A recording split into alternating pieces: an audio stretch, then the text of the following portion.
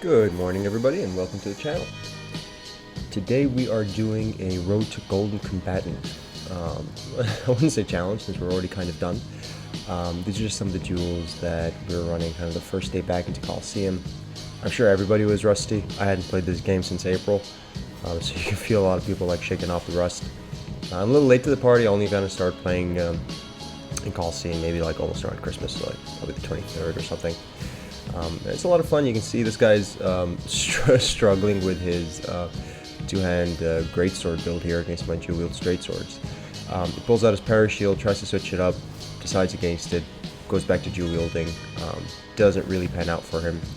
I try my little Ash of War there before I catch him off guard with the follow-up. You'll notice with that Ash of War, it punishes me more than it helps me. They'll jump right over it, and unfortunately it doesn't track properly, so you'll see they can kind of just jump right over it and be okay. We got a jumping attack weeaboo here.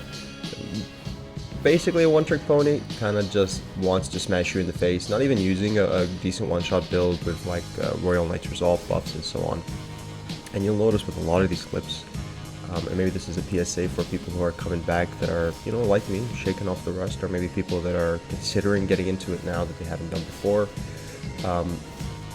You'll notice that what's important in this game is switching up your movesets. So when this guy does just jumping attack after jumping attack after jumping attack, it's pretty easy for me to know what's coming and just roll out of it. You see, my rolls here aren't even that great. I take a trade there because I know I can take it. My attack will come out probably at the same time as his, and I'll do more damage, right? So switch things up is probably the best advice I can give to people coming back. You can either do that through hard swaps in the menu or just having a more rounded build. So you'll notice I don't hard swap, but I've got a decently rounded build. Even though my straight swords, they've got a very short arc of attack, so you know, you can see that running attack somewhat closes the distance, but I don't have that many options, right? It's more or less a swing that's right in front of my face, so if you're not there, I'm not really going to be able to hit you. There's no kind of like decent poking attacks, for example. There's one, but it's not that great. But you'll notice I switch it up here, so I like, well, this guy's just kind of giving up here with his little sleep build. But you notice he doesn't switch it up, he stays with the torch. There's sleep swords that you can utilize, there's these sleep arrows, so even if you want to do this kind of meme sleep build, switch things up, right? A lot of this game is getting in your opponent's head. It's kind of like poker, in a way. This guy's got a decent switch up, so he's got spells in one hand and halberd in the other. I kind of mistimed that roll. I should just be closing the gap here, right? My weapons, there's no benefit for me to be at range, so I should just close the gap. I see that he's kind of trying to abuse this stuff, so I'm like, alright, well, I'll hit you with my own range. I don't know how that Ash of War missed him the first time. It gets him this time, which is very lucky, because, like I said, normally it whiffs whenever they jump, you'll rarely get them. I go for the trade here, and he went into the Ash of War, stuns me, which was not good. So even though this guy was playing very poorly, I kind of let him even it up there for no reason. So I should be playing way safer. But this is a bit of a trend in a lot of these videos, a bit too aggressive, and it does punish me a couple of times. That's what I mean about the tracking on that Ash of War. Absolute garbage when they jump, and it really bites me in the ass quite a few times when I try to use it. Here I catch him on the roll catch. Should have maybe followed up with a second roll there to be safe. This big chungus, he's using a one-shot build, so you see a little white buff on his weapon. It's called Royal Knight's Resolve. It essentially makes that weapon one-shot you, but it's very short. See, it's gone already. So now I know I can pressure a little bit, since the Royal Knight's Resolve is not there. I roll past it, his attacks are very easy to dodge. I need to be timing my attacks a bit better. He went for the backstep there, got punished. I got greedy, and then I got punished twice.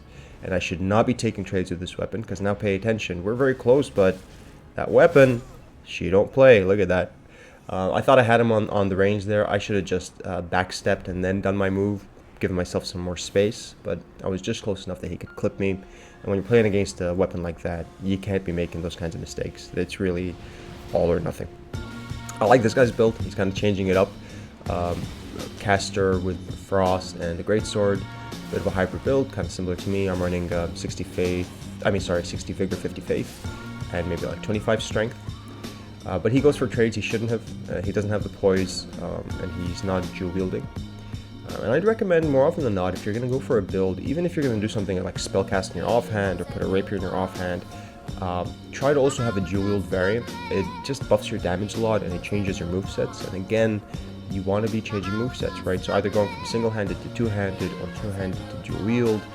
All of those, even if you're not going to menu swap, so switch weapons on the fly, it's still going to help you out. Like you'll see this guy, he's dual wielding it, but one of the best attacks he has is a crouch poke, right? And that only happens if you two-hand your swords.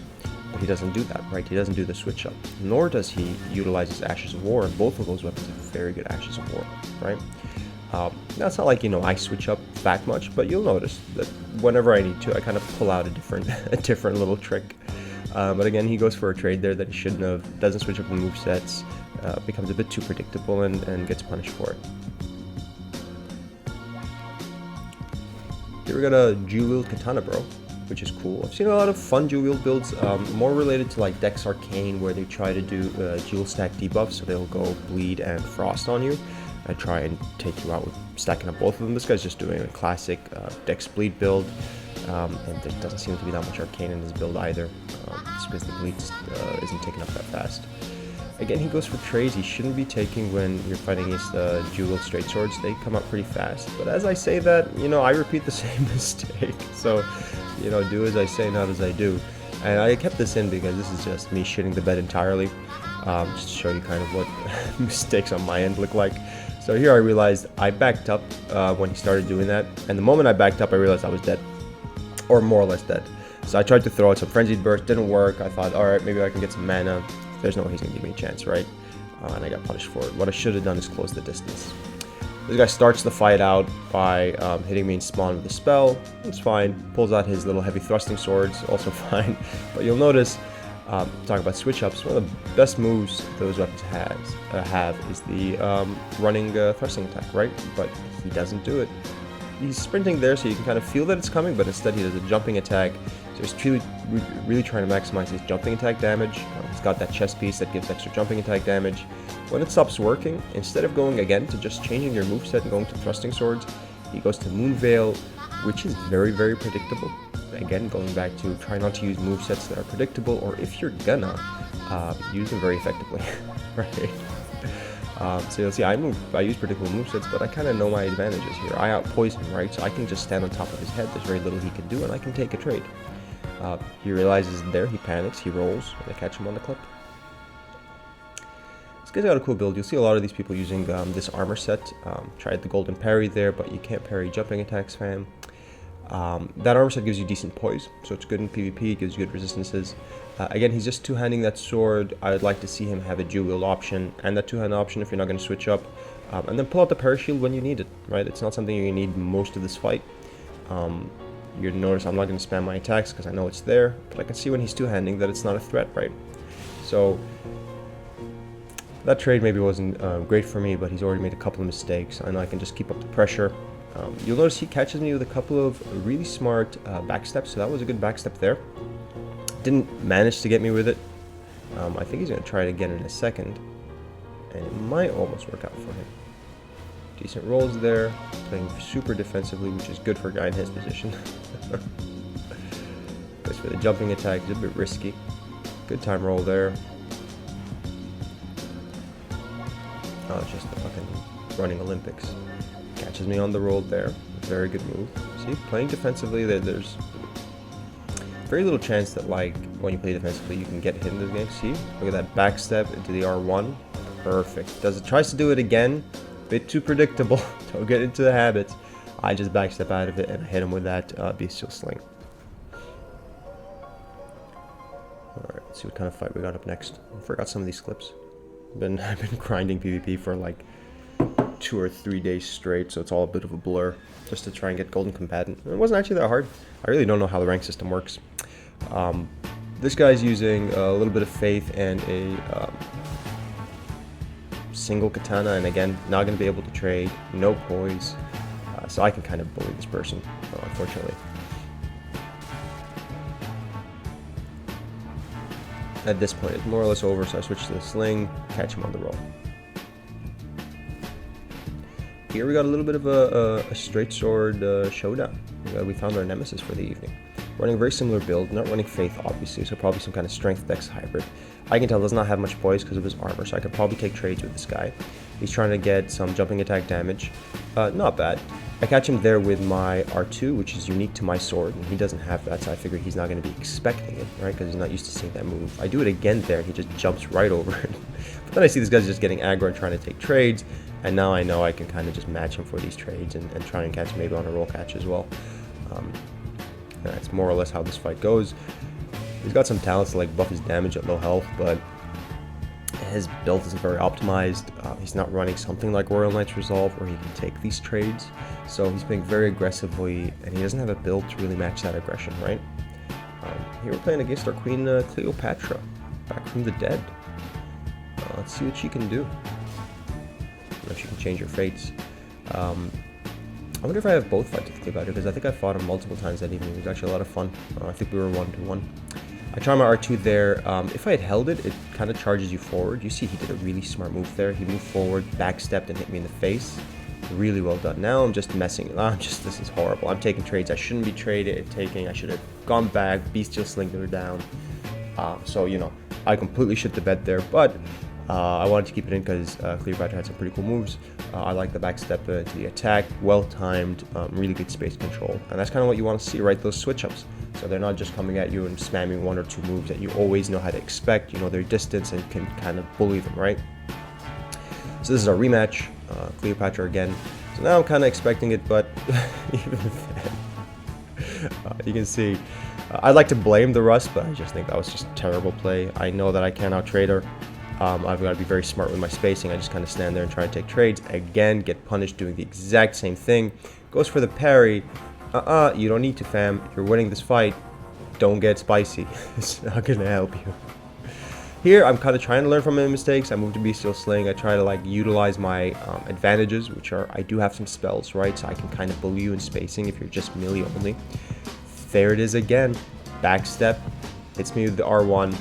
I'm still not playing nearly as defensive enough against this player who clearly outskills me at this point. And there's the bad trade. 2-0. I thought it was a 1-1, but no. The queen rules supreme.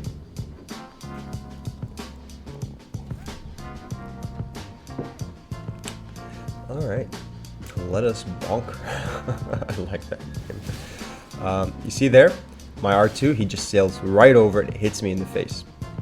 This guy's trying really hard. So, on the upside, he's dual-wielding his tri-handers, which is very good, but you'll notice he doesn't switch to two-hander and change his moveset, and he gets very predictable. He's using, what is it, Bloodhound Step or whatever it's called, and people think that's going to make you into shit, but, you know, you can roll catch people out of this just as well if they're not smart enough with their timing, and this guy's just all kinds of bad. He stands in place, just swings, thinks he can take trades, but his weapons, the way he's using them, the weapon arc is very easy to dodge. And so I can kind of just get on top of him and not really worry too much because I know I can dodge most of his attacks. I wait for him to come out of that dodge, and then I'm just there with my swords and I smack him in the face. Pretty straightforward. Even though, as far as builds are concerned, I technically had no business winning that fight, but he did not switch up movesets. He was super predictable, and that's what you get. I kind of felt bad about that one. It's been a couple of rounds where people just attack me out of buffs, and I'm like, fuck it, no buffing, let's go. And then this guy salutes, and I'm like, oh. But on the upside, we can kind of talk about builds a little bit. Again, not dual wielding, and I think you should always have that variation option, even if you're going to two-hand it. But this weapon, even you know, just two-handed, has a great moveset. So you know, it's probably like the most forgivable with the scythe. And he's playing fairly well. He's catching me on a lot of combos, and I'm not able to get my spacing down just right. I'm kind of not used to seeing scythes. You'll see a lot of them now in PvP. They're really good. I always, of course, have my bosses in place. I don't fucking care about status effects. You try that shit on me, I'm going to get my space and I'm going to clear it. You'll notice here I queue up my boiled crab. I think I can get it off in time. And that was a mistake from which I do not think I will return.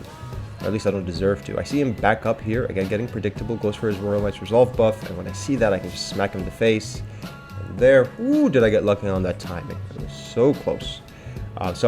Well played to him. Honestly, if I hadn't hit him with that thing while he was saluting me at the beginning, I would have probably lost that fight. Feel slightly bad about it, but you know, maybe I don't. This guy is trying to pull a little Zamor sword build. Interesting. Don't really see it often.